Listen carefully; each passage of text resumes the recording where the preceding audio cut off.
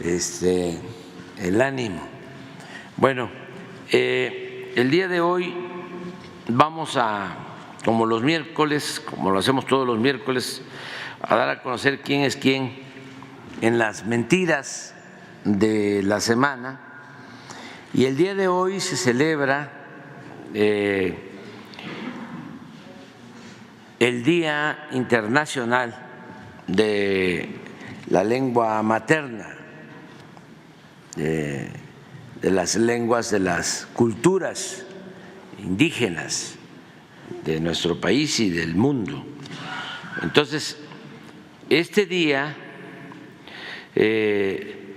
se reservó para presentar las reformas que estamos proponiendo a la Constitución para garantizar los derechos de las comunidades, de los pueblos indígenas y de los pueblos afromexicanos. Entonces se va a hacer la exposición de lo que contiene esta iniciativa. Entonces vamos a iniciar. Nos acompañan aquí compañeras, compañeros que representan a las distintas comunidades, pueblos indígenas y son bienvenidos. Empezamos entonces, si les parece, con la iniciativa de reforma a la Constitución y luego el quién es quién. Bueno. Muchísimas gracias, presidente. En efecto, el día de hoy vamos a continuar con este espacio para explicar las diferentes reformas. El día de hoy nos acompaña Adelfo Regino, titular del Instituto Nacional de Pueblos Indígenas, que nos va a dar un poco más de detalles sobre de qué trata esta iniciativa de reconocimiento de los pueblos y comunidades indígenas y afromexicanos, que tiene diferentes elementos, desde la libre determinación, elegir las autoridades, la consulta libre. Entonces es una reforma fundamental que habrá de discutirse en el seno del Congreso. Le vamos a pasar la palabra para que pueda explicarnos a mayor detalle. Adelante, Adelfo. Gracias, secretario. Con permiso, presidente. Adelante.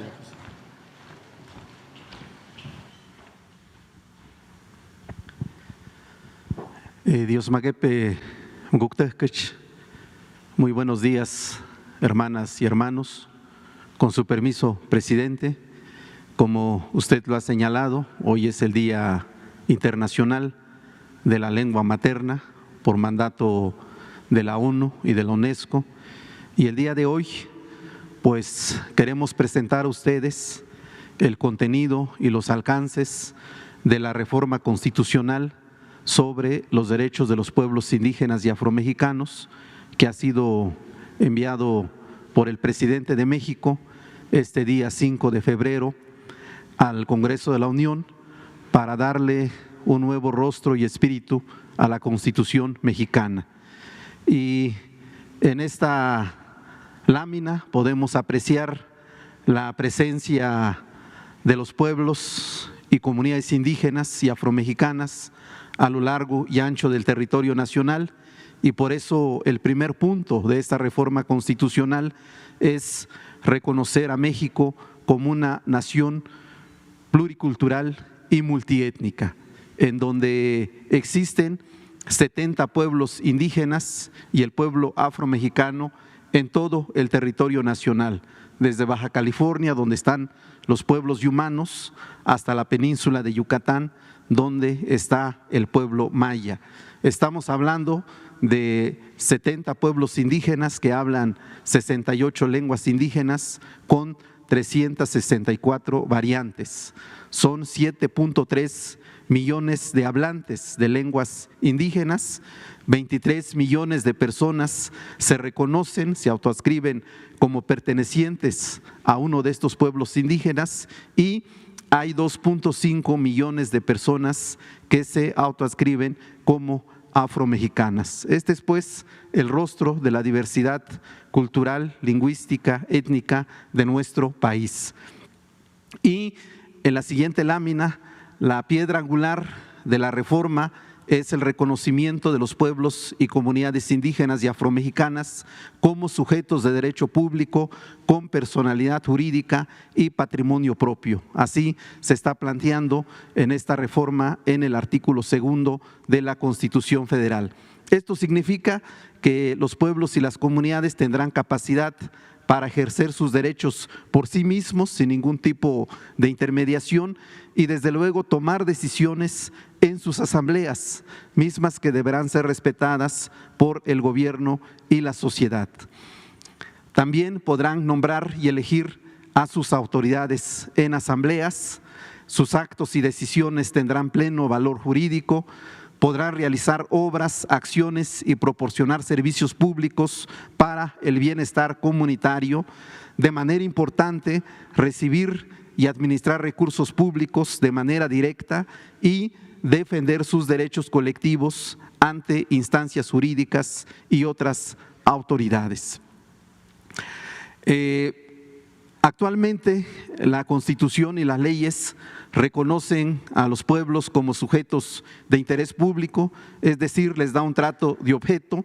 Esto así es tratado como objeto, sujeto de protección, de tutela y asistencia de las normas políticas y acciones del gobierno y de terceros.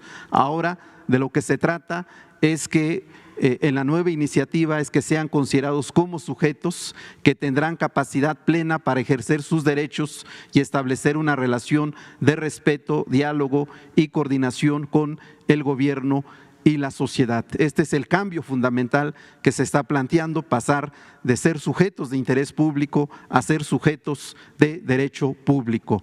A partir de este reconocimiento se fortalecen los ámbitos y mecanismos para el ejercicio de la libre determinación y autonomía, particularmente en cuanto al fortalecimiento de sus formas de gobierno, la jurisdicción indígena, el patrimonio cultural, las lenguas indígenas y la propiedad intelectual colectiva. Esto es muy importante a propósito de los plagios que se dan con relación a los diseños artesanales.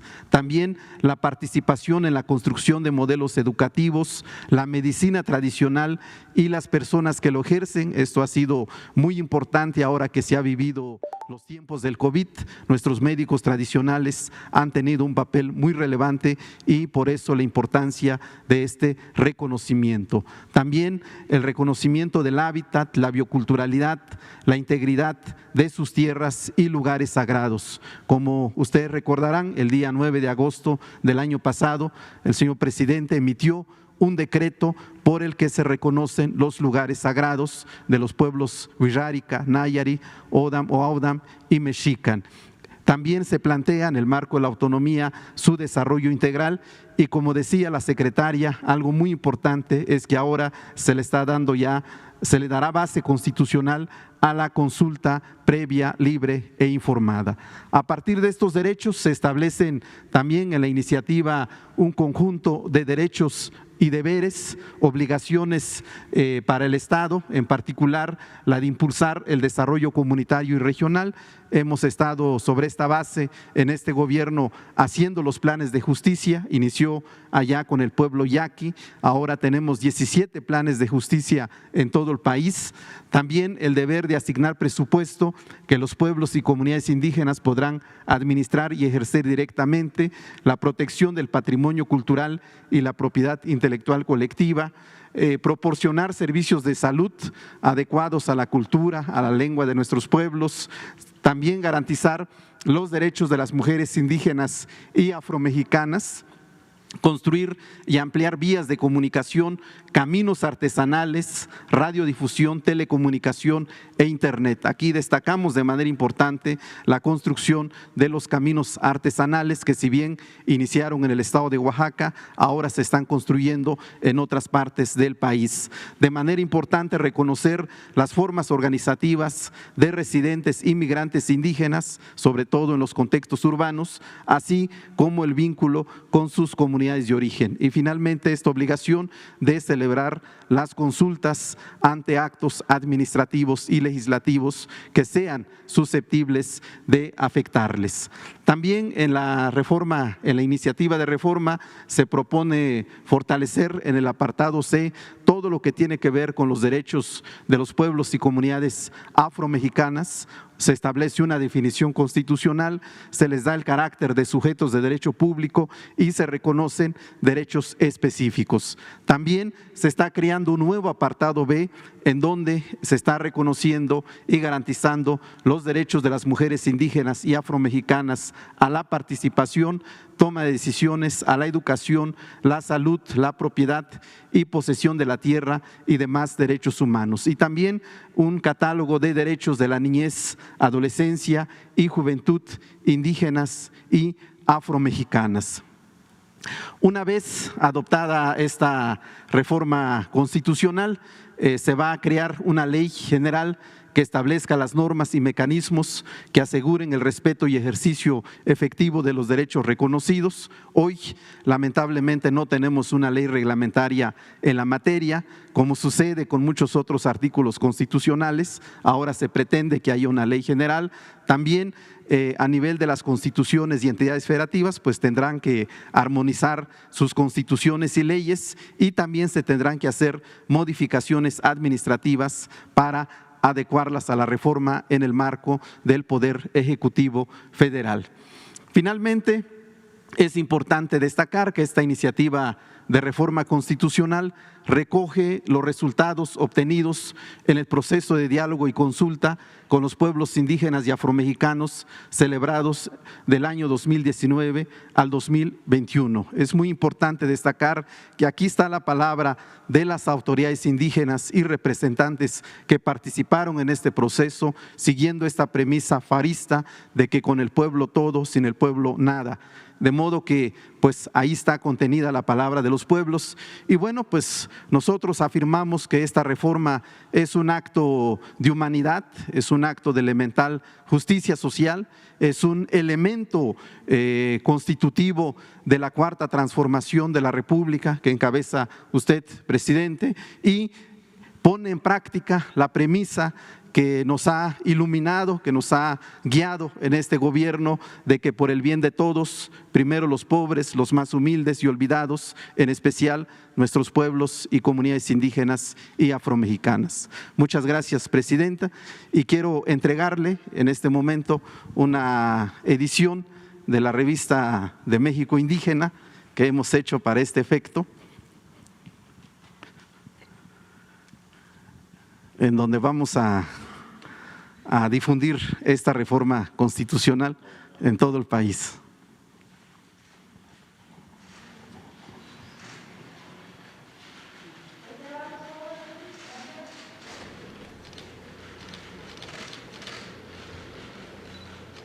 Muchas gracias. Gracias. Adelante. Con su permiso, señor presidente, buenos días a todas, a todos. Hoy es 21 de febrero del año 2024. Esta es la sección ¿Quiénes quieren las mentiras de la semana? Y vamos a iniciar porque es falso que elementos de Marina intentaran extorsionar en el Aeropuerto Internacional de la Ciudad de México por obras de arte para la exposición en Sonamaco. El 11 de febrero pasado, el consultor y exvocero con el expresidente Vicente Fox, Rubén Aguilar Valenzuela, publicó a través de su cuenta de Twitter o X que elementos de la Secretaría de Marina cobraron mordidas a galeristas que expondrían obras de arte en Sonamaco. El también colaborador de Animal Político dijo en su publicación que marinos buscaban cobrar entre 30,000 y hasta 60,000 pesos para que las obras pudieran pasar la aduana en el aeropuerto de la ciudad. Vemos aquí su tuit. Integrantes de la CEMAR en la aduana del aeropuerto cobraron mordidas entre 30,000 y 60,000 pesos a galerías que expusieron en Sonamaco. Si no la pagaban, les liberaban la obra en 10 días cuando ya habría pasado el evento en Sonamaco. Pero esto no solamente se quedó en una publicación de Twitter, sino que el señor dio una entrevista para el Latinus de Loret de Mola Él dijo que no iba a revelar los nombres de los galeristas y que a él, un primo de un amigo, ya saben, ¿no? El rumor del rumor del rumor, a mí me dijeron, le juró que hay galerías del extranjero que venían a exponer en Zona Maco, que por ética de la empresa mejor dejaron sus obras en la aduana que pagar mordida a los marinos de la Semar. La verdad es que qué raro. Estas mentiras fueron difundidas, por supuesto, por Animal Político, La Silla Rota, El Latinus de Loret de Mola, Vanguardia y Net Noticias. Pero al respecto, esto por supuesto es falso, al respecto la dirección del Aeropuerto Internacional de la Ciudad de México informó que no tiene ninguna queja formal al respecto y de acuerdo con el personal de la aduana del aeropuerto no se han recibido solicitudes para atender algún problema en el despacho aduanero de estas mercancías. Es común, hay que decirlo también, es común que cuando hay problemática se acercan a las autoridades para solucionarla, cumpliendo con las formalidades y normatividad aplicable. Los trámites de aduana los tramitan agentes aduanales que son gestores privados. En el caso específico de obras de arte, recientemente se atendieron todos los procesos para estas mercancías. En ocasiones, las mercancías que amparan las guías aéreas son sujetas a un proceso de revisión en el ejercicio de facultades de comprobación que tienen las autoridades aduaneras. Los costos de los servicios aduanales que contrata el importador con la agencia o el agente aduanal que elijan, porque repetimos, son privados, son totalmente ajenos a la autoridad en materia, es decir, a los funcionarios que trabajan en el aeropuerto. No se tienen indicios o pruebas de alguna colusión sobre posibles extorsiones para despachar las mercancías en la aduana y se mantiene una estricta vigilancia en el actuar del personal del aeropuerto que labora en el Aeropuerto Internacional de la Ciudad de México. Así que es falso. La siguiente, por favor. Son tiempos de sopilotes digitales. Con tweets de la… vamos a presentar este caso porque ya no saben ni qué inventar. Durante la marcha confundieron… Bueno, antes vamos a ver esta porque es falso que la Ciudad de México se quedara sin agua un año. ¿Podemos pasar esa, por favor, antes? Es falso que la Ciudad de México se quedará sin agua un día cero. No sé si han escuchado esta desinformación que ha corrido para generar miedo. Un personaje de la oposición inició una campaña para sembrar miedo e incertidumbre entre los habitantes de la Ciudad de México al declarar que se acercaba el día cero en que ya no habría agua en unos meses. Con el dramatismo intencionado que acostumbra la oposición, José Luis Luege, exdirector de la Comisión Nacional del Agua, con Vicente Fox, inventó que por el bajo nivel que tiene el sistema Cutzamala, la capital del país se acercaba al día fatal en el que el vital líquido se acabaría. Medios de comunicación como Uno TV, N+ de Televisa, TV Azteca, Radio Fórmula, Reforma, Proceso, El Financiero, El Economista, Publímetro, Infobae, Expansión Política y mucho más se subieron a la ola desinformativa. Pero mienten, el día cero es una invención del exdirector de la Comisión Nacional del Agua y pues estos medios sirvieron como caja de resonancia para propagar la mentira y hacerla pasar por cierta.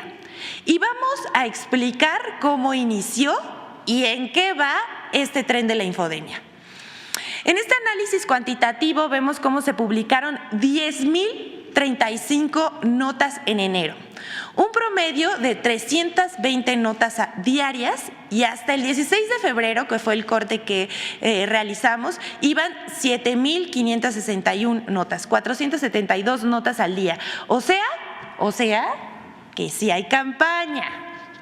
Miren, primero decir que anticipándose a los tiempos, el 10 de noviembre de 2023, 10 de noviembre, o sea, si vemos cómo ha crecido esta tendencia de notas y publicaciones en torno a los que ellos llaman el día cero, pues ha sido bastante, porque les decimos, el 10 de noviembre de 2023, la Conagua junto con el gobierno de la Ciudad de México presentaron acciones para cuidar y conservar el abastecimiento del agua en el Valle de México.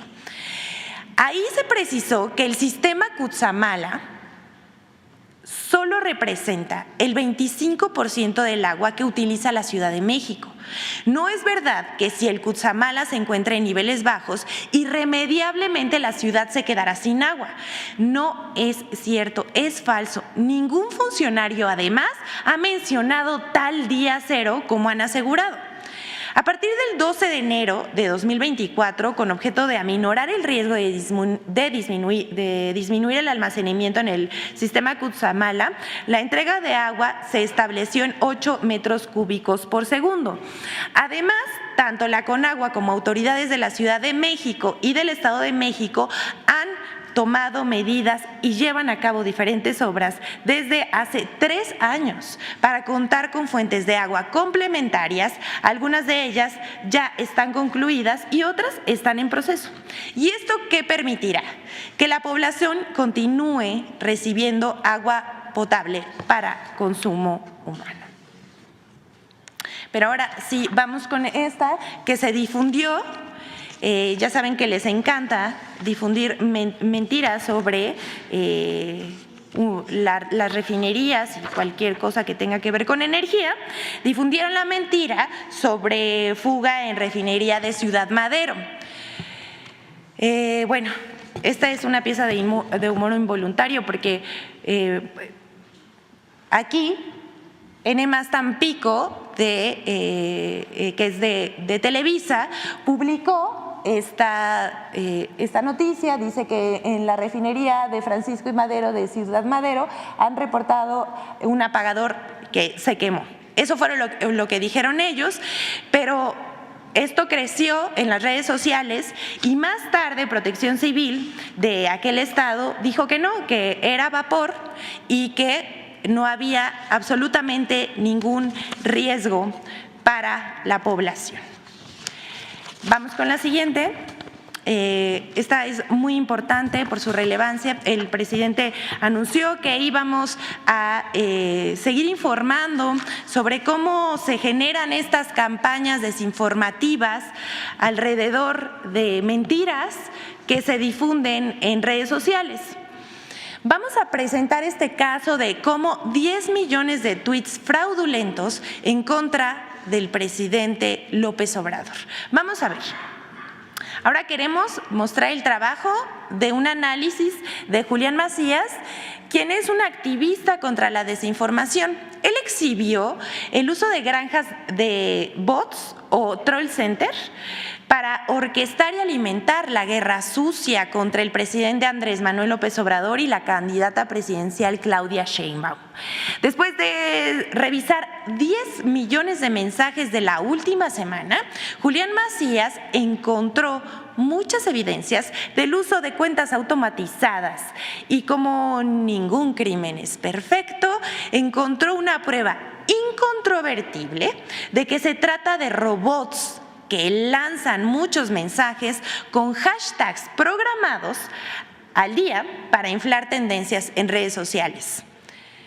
En su revisión, Macías encontró 500,000 tweets, que 500,000 tweets tenían los mismos hashtags que creen con los mismos errores. O sea, tenían errores al escribir palabras. Algo imposible que suceda, que tanta gente se equivoque, y esto sucedió con varios hashtags. Vamos a verlo a continuación. Esos tweets forman parte de la última campaña contra el presidente de México, Andrés Manuel López Obrador, y Sheinbaum, que los relacionan con el narcotráfico, lo cual ya decimos es falso y es una invención, es una campaña desinformativa. Más de 500,000 tweets con el mismo error en el hashtag. Esto dice Macías, me facilitaron desmontar el troll center contra AMLO, o sea, las cuentas robotizadas. Y esto es muy importante, en contra del presidente y a favor de la candidata de la oposición. El último error fue ayer, él dice ayer, pero esto fue el 19 de febrero. Vamos a ver, me pasan la siguiente, por favor. Eso es muy importante, porque si ustedes ven, le vamos a hacer un poquito de zoom ahí. Si ustedes se dan cuenta, en la barra superior, vamos a ver cómo no pone narcopresidente AMLO, sino dice narcopredidente AMLO. Ese es el primero. El siguiente que sacan dice lo mismo, narcopredidente AMLO y 02. ¿Qué probabilidades hay de que saquen el hashtag con una sucesión de hashtag con el número 02 y tenga el mismo error ortográfico? Igual pasa con narcocandidata en vez de narcocandidata Claudia. Y el último, narcopresidente AMLO, 03. ¿Qué pasó ahí? Hasta ahí, pues hasta en eso se equivocan. Bueno, esto es solamente una prueba, pero otro hallazgo de más de 70,000 tweets publicados por 5,500 cuentas con el mismo error, como estamos sabiendo, en un par de horas, más de la mitad se publicaron en Argentina, en España y en Colombia. Algunas de las cuentas que reciben más retweets o reposteos en esta red social por estos troll centers son viejas conocidas como Linda-Sofía, Río-Hermoso o José Díaz Machuca, o ¿quién creen? Javier Lozano. Julián Macías se pregunta, ¿qué probabilidad hay de que se publique en 7 días 500,000 tweets con el mismo error? Y él, como un experto, responde, ninguna, a menos que lo cometa quien programa el troll center, o sea, quien organiza a las cuentas robotizadas, a los robots. Algunos de estos errores ya los presentamos aquí, vean nada más. Ahí en rojo podemos ver en qué se equivocaron. Es imposible que alguien no escriba bien. O sea, tantas personas en tan poco tiempo escriban un hashtag mal. Entre sus conclusiones, Julián Macías anota, estos solo serían errores en esta semana nada más, que demostrarían el fraude digital. Sí, es un fraude digital, quieren engañar a la gente, pero solo es un pequeño porcentaje del mismo. Durante las 2 últimas semanas se publicaron más de 10 millones de tweets fraudulentos, consiguiendo copar durante días lo más alto de las tendencias en México. Ya sabemos, estos troll centers van a impulsar una campaña de desinformación con un hashtag y posteriormente se va a volver trending topic por la cantidad de trolls que siguen esas tendencias. Macías sigue. Todas las campañas de desinformación a gran escala son de triple capa. Esto es muy, muy importante. ¿Cuáles son las 3 capas de la desinformación? Es política, digital y mediática. Y vamos al inicio. ¿Cómo inició esto? Pues con 2 artículos a la vez que fueron compartidos 20 veces más en Twitter que en Facebook. Lo normal es lo contrario. Si ustedes ven cualquier estadística, sobre todo aquí en México, la gente utiliza mucho más su medio de comunicación, digamos, en redes sociales para informarse es Facebook, no Twitter. Entonces, parece demasiado inusual, más bien fraudulento, que este artículo se haya compartido 20 veces más en Twitter que en Facebook. Aquí vamos a ver, por ejemplo, el artículo de Tim Golden en ProPublica se compartió 93,000 veces en Twitter. Es que esto es algo nunca visto. Y el de Anabel Hernández de la Deutsche Welle se compartió 61,000 veces más en Twitter. ¿Cómo ven eso? Bueno, aquí, si creen que aquí acaba esto, pues por supuesto que no, porque esto no solamente pasa en México. Voy a hacer aquí una pausa para seguir explicándoles lo que pasó a partir de la publicación de estos 2 artículos que desataron esta campaña desinformativa tratando de vincular al presidente de la República, Andrés Manuel López Obrador, con el narcotráfico. Estos troll centers pueden conseguir fácilmente millones de tweets y ser tendencia, pero pues se necesita dinero. Esto no, decía yo, no solamente sucede en México, ya ha pasado en Ecuador, Brasil y Perú con Lazo, Vox, Bolsonaro y Fujimori. Publican entrevistas en medios de comunicación con testimonios falsos y así generan el material para hacer este tipo de fraudes en las redes sociales, fraudes digitales. Ahí está lo que dice Julián Macías, ¿no? Tiene que haber un ataque mediático, un ataque digital y pues así es como… ese es el ejemplo. Ahí vamos al ejemplo. Les decía, me iba a detener aquí para decirles que no solamente pasa en México. Decíamos que estos artículos que salieron, el de la Deutsche Welle y Tim Golden, fueron compartidas por más de 50,000 cuentas automatizadas en Troll Center. Incluso el artículo de Tim Golden, ¿me pasan la anterior, por favor? En inglés, imagínense. A partir de esa fecha empezaron a lanzar hashtags que sumarían más de 12 millones de tweets.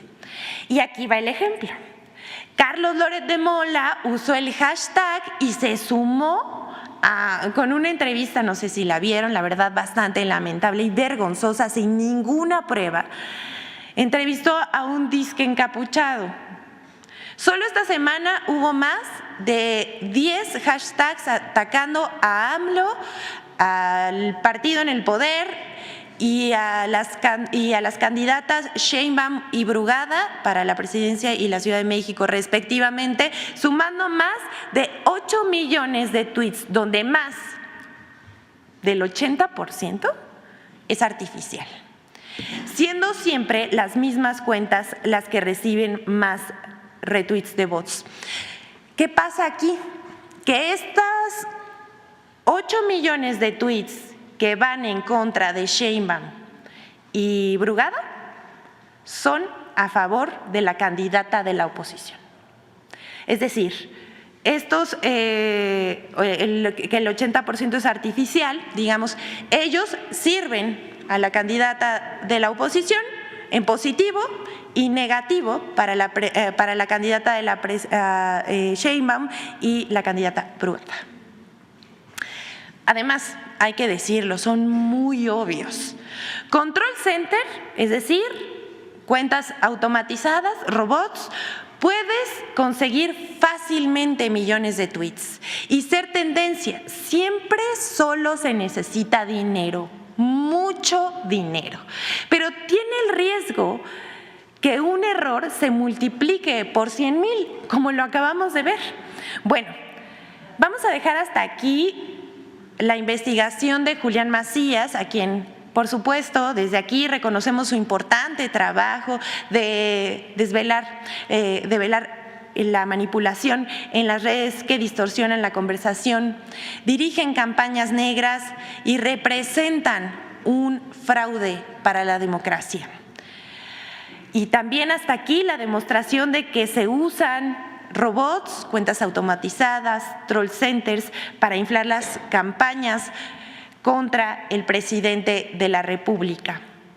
Pero seguiremos la próxima, no nos vamos a detener y hablaremos de cómo se difunden esos mensajes y ataques, es decir, de dónde vienen, la matriz de difusión, y cómo se construyen los mensajes, la matriz de opinión. Por último, les vamos a presentar la colaboración de Infodemia acerca de las mentiras y noticias falsas sobre el caso de Emilio Lozoya.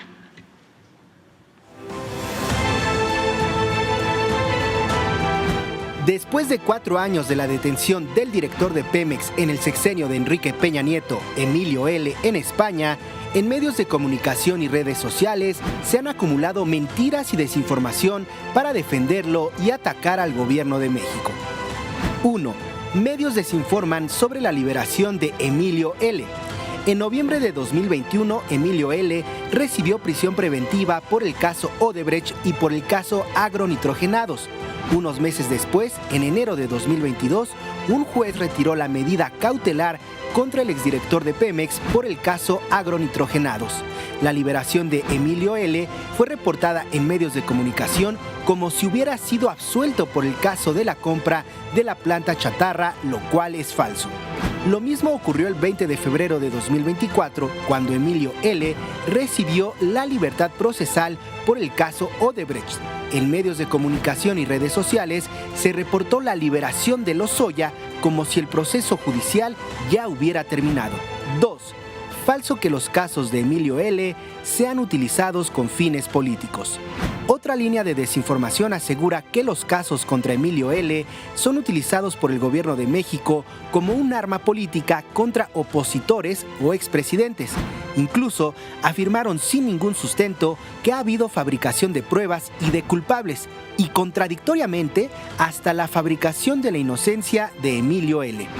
Pero es falso que el gobierno de México le dé un uso político a los casos de Emilio L., porque es la Fiscalía General de la República la que lleva el caso ante el Poder Judicial. Además, esta es autónoma y el gobierno de México solo presentó las denuncias en la Fiscalía y fue esta quien las judicializó. 3. Falso que el gobierno de México haya fracasado en los casos contra Emilio L. En medios de comunicación y redes sociales, comentaristas y políticos de oposición constantemente han señalado que los casos Odebrecht y agronitrogenados son un fracaso del gobierno de México, pero no mencionan que han sido jueces y magistrados del Poder Judicial los que han beneficiado a Emilio L., como lo señaló la propia Fiscalía General de la República el 20 de febrero de 2024. Por ejemplo, la eliminación de pruebas lícitamente obtenidas en el extranjero, excluyeron a Emilio L. del pago reparatorio por agronitrogenados, alegando que el pago ya lo había hecho Alonso Ancira, y se le concedió libertad procesal el 20 de febrero con el argumento de que no existe riesgo de que escape, pasando por alto que el exdirector de Pemex fue detenido en España después de haberse dado a la fuga. Infodemia. Es cuanto, señor presidente. Muchas gracias. Vamos. Lista, ahora sí vamos a la lista.